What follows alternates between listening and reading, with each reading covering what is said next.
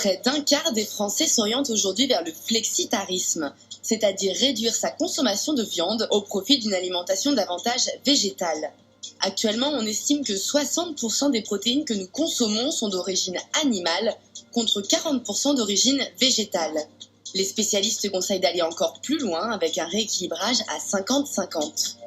La principale différence entre les protéines animales et les protéines végétales, c'est que les protéines animales contiennent l'ensemble des acides aminés dont on a besoin dans le corps pour fabriquer nos protéines, alors que les protéines végétales ne contiennent pas tous les acides aminés nécessaires. Donc quand on veut faire un repas végétarien ou quand on est à tendance à devenir végétarien, il faudra surtout faire très attention à l'association des céréales et des légumineuses, soit au sein d'un même repas, ou au moins au sein des 3 repas qu'on aura dans la journée.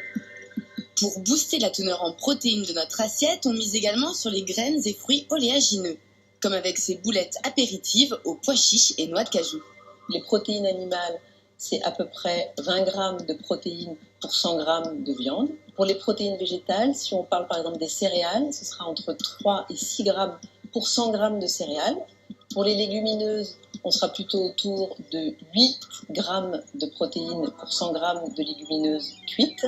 Parmi les végétaux les plus protéinés, on trouve également le soja et ses dérivés comme le tofu. Le tofu, c'est fabriqué à l'image du fromage blanc. C'est en fait une coagulation des protéines qui sont à l'intérieur du lait de soja. On sera autour des 11 grammes de protéines végétales pour 100 grammes de tofu.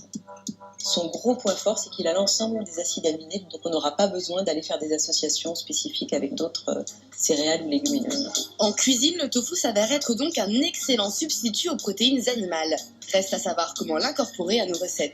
Pour le tartare de tofu, on va utiliser le tofu ferme, comme si c'était de la viande hachée. Pour une quiche, par exemple, un tofu fumé, ça viendra remplacer un saumon fumé ou même un jambon fumé. Et ça donnera la valeur d'une protéine avec ce goût de fumée qui viendra égayer vos préparations. Et si les protéines vertes sont bénéfiques pour notre santé, elles le sont aussi pour la planète, puisqu'elles permettent de réduire sensiblement l'empreinte carbone.